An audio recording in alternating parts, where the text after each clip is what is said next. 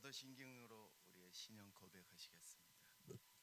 전능하사 천지를 만드신 하나님 아버지를 내가 믿사오며 그의 아들 우리 주 예수 그리스도를 내가 믿사오니 이는 성령으로 잉태하사 동정녀 마리아에게 나시고 본디오 빌라도에게 고난을 받아사 십자가에 못 박혀 죽으시고 장사한 지 사흘 만에 죽은 자 가운데서 다시 살아나시며 하늘에 오르사 전능하신 하나님 우편에 앉아 계시다가 저리로서 산자와 죽은 자를 심판으로 시리라. 성령을 믿사오며 거룩한 공회와 성도가 서로 교통하는 것과 죄를 사하여 주신 것과 몸이 다시 사는 것과 영원히 사는 것을 믿사옵나이다. 아멘. 이 시간 다 같이 찬송가 436장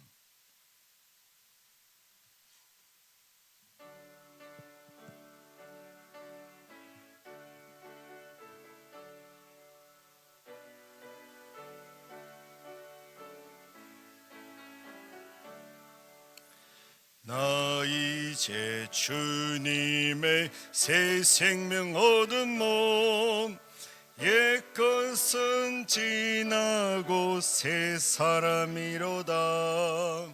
그 생명 내 맘에 강같이 흐르고 그 사랑 내게서 해같이 빛난다. 영생을 누리며 주 안에 살리라. 오늘도 내일도 주 함께 살리라. 주 안에 감추인 새 생명 얻으니 이전에 줬던 것 이제는 간없다. 하늘의 은혜와 평화를 맛보니 찬송과 기도로 주 함께 살리라. 영생을 누리며 주 안에 살리라. 오늘도 내일도 주 함께 살리라. 삼천도 조목도 새 것이 되었고 죄인도 원수도 친구로 변한다. 새 생명 얻은 자 영생을 누리니 주님을 모심만 새 하늘이로다. 영생을 누리며 주 안에 살리라. 오늘도 내일도 주 따라가는 길 험하고 멀어도 찬송을 부르며 뒤따라가리라. 나 주를 모시고 영원히 살리라. 날마다 섬기며 주 함께 살리라.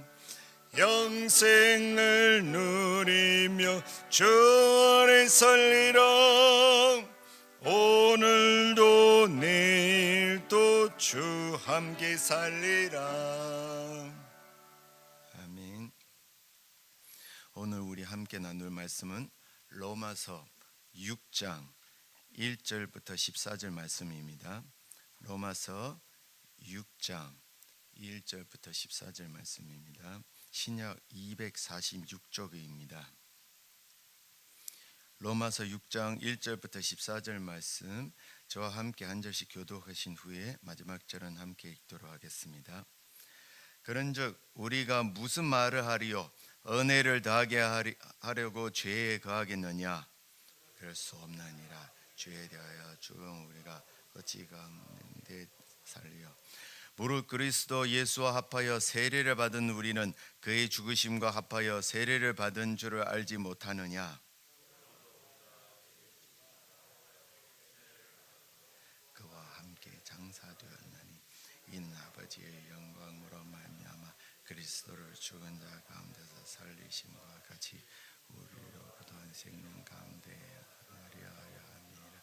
만일 우리가 그의 죽으심과 같은 모양으로 연합한 자가 되었으면 또한 그의 부활과 같은 모양으로 연합한 자도 되리라. 우리가 알거니와 우리의 옛사람이 예수와 함께 십자가에서 죄의 몸인 죽으다 하시는 우리와 저희 이는 죽은 자가 죄에서 벗어나 의롭다 하심을 얻었음이라.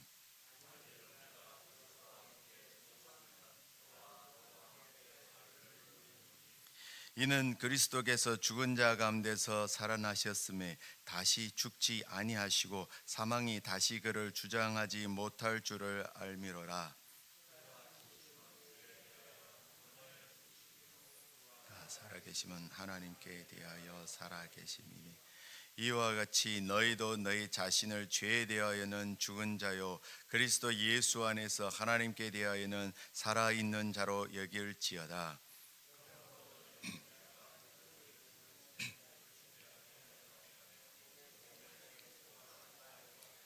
또한 너의 지체를 불의의 무기로 죄에게 내주지 말고 오직 너희 자신을 죽은 자 가운데서 다시 살아난 자 같이 하나님께 드리며 너희 지체를 너희 무기로 하나님께 드리라. 죄가 너희를 주장하지 못하리니 이는 너희가 법 아래 있지 아니하고 은혜 아래에 있습니다. 아멘. 이른 새벽에 6분의 성도님이 1000번째 예물을 드렸습니다. 오늘은 A의 병기로 드리라 이런 제목으로 말씀 나누려고 합니다. 이른 새벽에 주님의 성전에 모인 제2가족 여러분을 진심으로 환영하고 축복합니다. 오늘 나눌 말씀은 앞서 나눈 은혜와 죄라는 주제에 대해 이어서 하는 말씀입니다. 죄가 더한 곳에 은혜가 더욱 넘치다는 이 말에 대해 오해하지 않도록 해석하는 것입니다.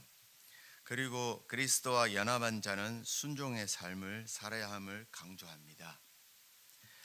5장 20절에서 죄가 더한 곳에 은혜가 더욱 넘쳤나니라고 말씀한 것에 대해 오해할까 봐 6장 1절에서 사도 바울은 은혜를 더하게 하려고 죄에 거하겠느냐라고 반문하면서 그렇지 않다는 것을 강조하였습니다. 타락된 본성을 지닌 인간들이 충분히 이 말씀을 꼬아서 이해하거나 오용할 여지가 다분히 있기 때문입니다. 우리가 어떤 죄를 지어도 하나님의 은혜로 용서해 주실 것이라고 생각하여 한 발 더 나아가 하나님의 은혜를 많이 받으려면 죄를 많이 지어야 한다는 그릇된 생각을 할 수 있기 때문입니다. 이에 대해 사도 바울은 2절에서 단연코 그럴 수 없느니라고 부정하였습니다. 그리고 우리가 왜 죄에 거할 수 없는가에 대해 이유를 설명하였습니다. 죄에 대하여 죽은 우리가 어찌 그 가운데 더 살리요라고 설명하면서 우리가 죄에 대하여 죽었기 때문에 더 이상 죄에 머무를 살 수 없다고 말하였습니다. 죄에 대하여 죽었다는 것은 죄의 영역 속에 죄의 지배 가운데서 벗어났다는 의미입니다. 구원받은 우리는 더 이상 죄의 지배를 받지 않습니다. 이어서 3절에서 바울은 우리가 어떻게 죄에 대하여 죽었는지 설명하였습니다. 3절을 보면 무릇 그리스도 예수와 합하여 세례를 받는 우리는 그의 죽으심과 합하여 세례를 받는 줄을 알지 못하느냐. 그 뜻인즉 그리스도가 십자가에 못 박혀 죽으실 때 우리도 그와 함께 죽었다는 것입니다. 우리의 죄도 함께 죽었다는 것입니다. 예수 십자가 죽은 사건은 예수님 개인만의 사건이 아닙니다. 아담의 범죄함으로 인해 그 이후에 그의 후손이 모든 사람들이 죄를 범하였지만 마지막 아담으로 오신 예수님이 대신 십자가에 못 박힘으로 모든 사람들도 죽은 것과 다름없습니다. 비록 예수 믿는 자들이 아직 죽음을 경험하지 않았더라도 그 죄는 이미 그리스도와 함께 죽었고 죄도 십자가에 못 박혔습니다. 또한 십자가의 부활을 통해 함께 죄가 없는 의로운 존재로 새로운 생명을 부여받았습니다. 오늘날의 세례 예식은 우리가 그리스도와 함께 죽음으로 죄 씻음 받은 것과 부활하여 그리스도와 함께 연합한 것을 상징합니다. 이어서 4절을 보면 그러므로 우리가 그의 죽으심과 합하여 세례를 받음으로 그와 함께 장사되었나니 이는 아버지의 영광으로 말미암아 그리스도를 죽은 자 가운데서 살리심과 같이 우리로 또한 새 생명 가운데서 행하게 하려 함이라고 말씀하였습니다. 세례받은 성도는 그리스도와 하나로 연합되었습니다. 그의 존재 자체도 운명도 그리스도와 하나가 된 것입니다. 그리스도가 십자가에 못 박혀 죽으실 때 성도들의 옛사람과 자아도 십자가에 못 박혀 장사된 것입니다. 또한 그리스도의 부활과 함께 성도도 하나님의 자녀로 새롭게 탄생된 것입니다. 이로써 우리는 하나님의 부여된 새 생명 가운데 살아가는 것입니다. 여기서 새 생명은 하나님의 은혜의 원리 가운데 사는 것을 말씀합니다. 전에 인간은 아담의 범죄로 인해 죄와 사망의 원리 가운데 살았습니다. 아무리 자기 힘으로 의를 행하고 선을 행하더라도 하나님의 의에 미치지 못하고 죄로 인해 영이 죽은 자였습니다. 하지만 예수님의 십자가 대속 이후 그리스도 안에 있는 성도들은 성령 안에서 하나님의 은혜의 원리 가운데 살아가게 됩니다. 그래서 사도 바울은 로마서 8장 1절 2절에서 이렇게 말씀합니다. 그러므로 이제 그리스도 예수 안에 있는 자에게는 결코 정죄함이 없나니 이는 그리스도 예수 안에 있는 생명의 성령의 법이 죄와 사망의 법에서 너를 해방하였음이라고 말씀하십니다. 이어서 5절 말씀을 통해 우리는 그리스도인으로서 어떻게 살아야 하는지에 대해 행동 원리를 알 수 있습니다. 그리스도인은 그리스도와 연합된 존재이며 그리스도와 연합한 믿음으로 말미암은 것입니다. 그리스도인은 믿음이라는 접착제로 그리스도에게 접붙임 바 되어 그리스도의 성품이 나타나는 것입니다. 그리스도와 연합된 성도들은 오직 그리스도가 행하신 그대로 자기도 행하게 됩니다. 왜냐하면 그들이 그리스도 안에 거하기 때문입니다. 반면 그리스도를 믿는다고 하면서 예수님의 뜻과는 동떨어진 길을 가는 자는 거짓 믿음을 가진 자입니다.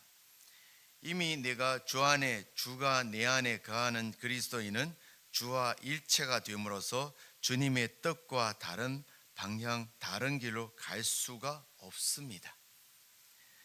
이어서 6절을 보도록 하겠습니다.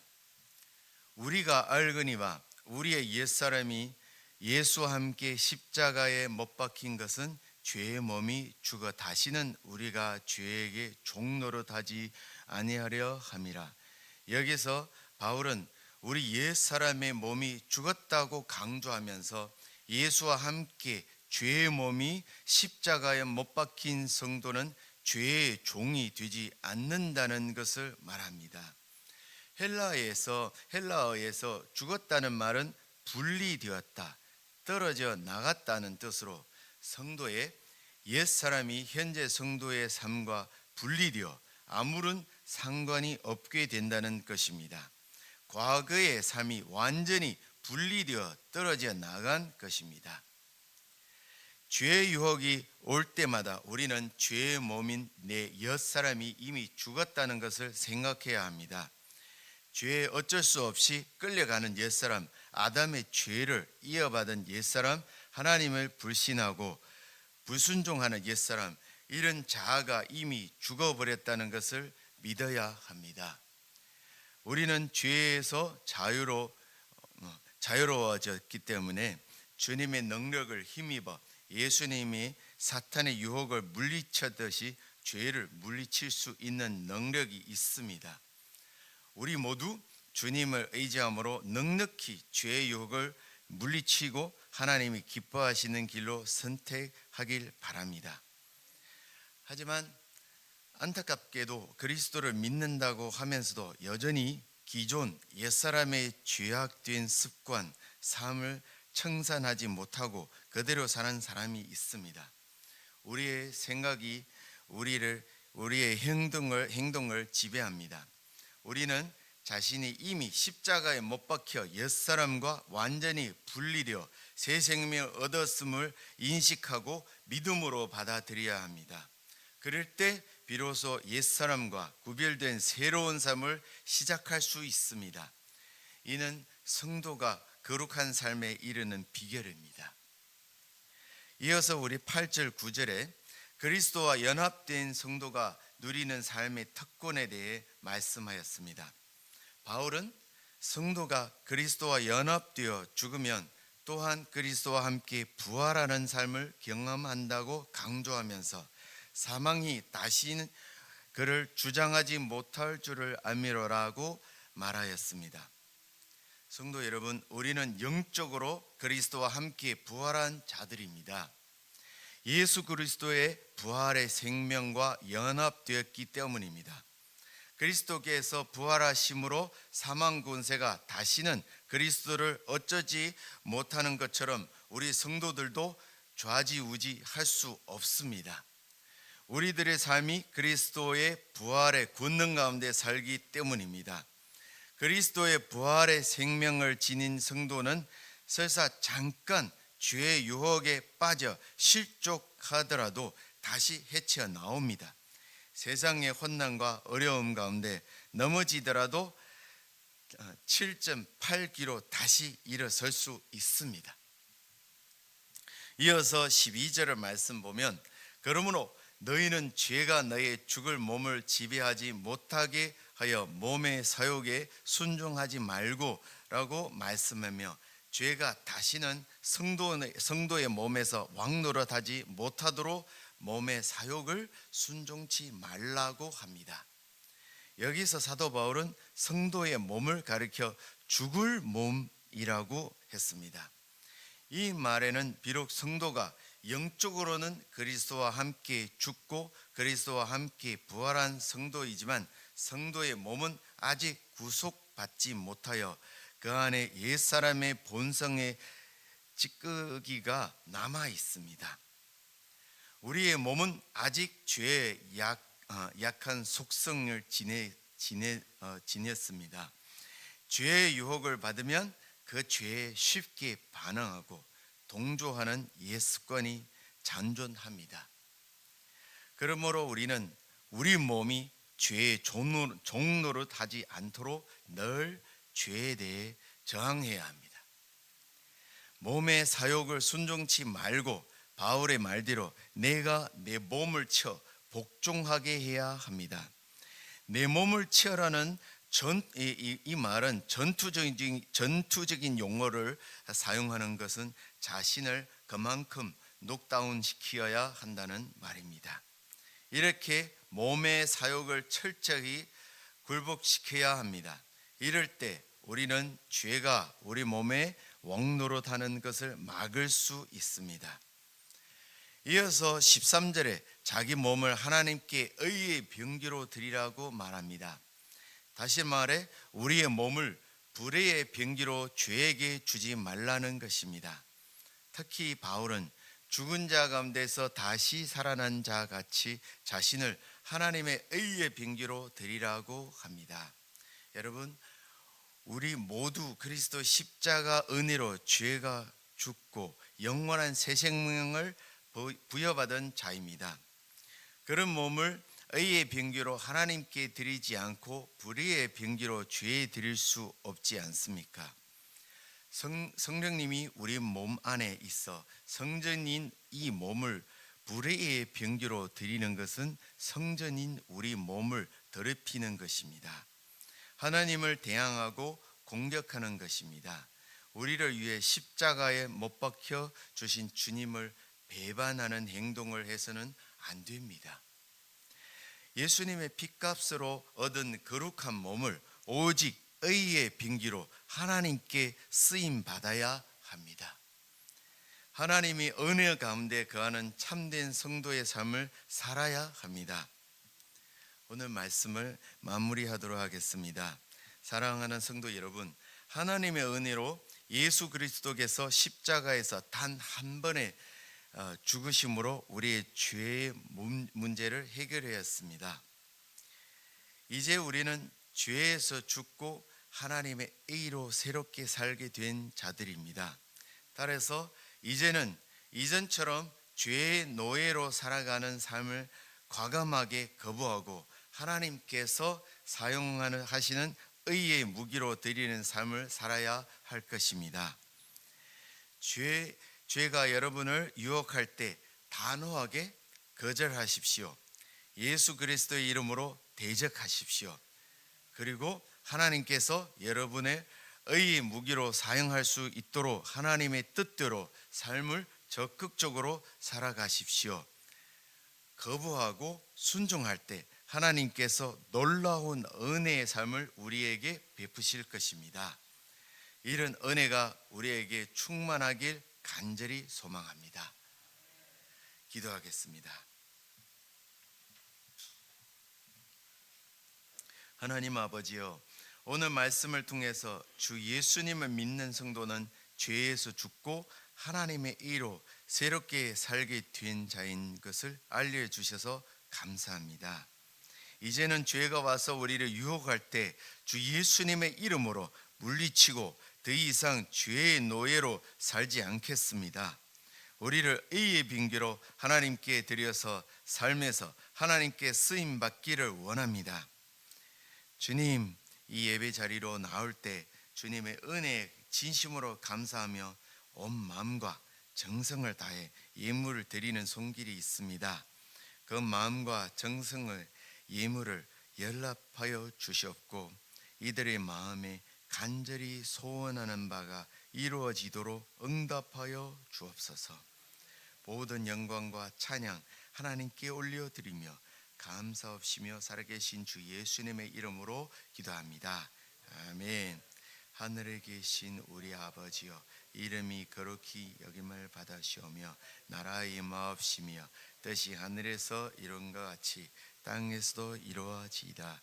오늘날 우리에게 일용할 양식을 주옵시고 우리가 우리에게 죄 지은 자를 사하여 준 것 같이 우리 죄를 사하여 주옵시고 우리를 시험에 들게 하지 마옵시고 다만 악에서 구하옵소서. 대개 나라와 권세와 영광이 아버지께 영원히 있사옵나이다. 아멘. 이 시간 함께 기도하기를 원합니다. 먼저 공동체 기도 제목인 교회 설립 75주년을 감사드리며 하나님의 뜻을 이루어 드리는 영광스러운 교회가 되게 하옵소서. 또한 온 가족 토육 새벽 기도회에 참여하여 하나님의 은혜와 신앙의 부흥을 경험하게 하옵소서. 또한 온 국민과 위정자들이 하나님을 경외함으로 정의와 공의가 마르지 않는 강같이 흐르게 하옵소서. 또한 개인의 기도 제목과 말씀을 통해 깨달은 것들을 가지고 함께 기도하겠습니다. 기도하시겠습니다.